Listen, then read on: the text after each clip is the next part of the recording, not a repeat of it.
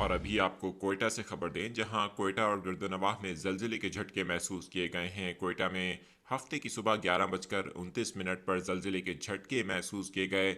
जलजिला पैमा मरकज के मुताबिक Richter scale पर जलजिले की शिद्दत 4.8 रिकॉर्ड की गई, जबकि इसका मरकज कल्लात से 40 किलोमीटर दूर शुमाल में था। जलजिले के झटकों के नतीजे में लोगों में खौफ और रास फैल गया और लोग कलमा तैयबा का विर्द करते हुए घरों से बाहर निकल आए। तमाम जलजिले से किसी जानी नुकसान की इतला नहीं मिली।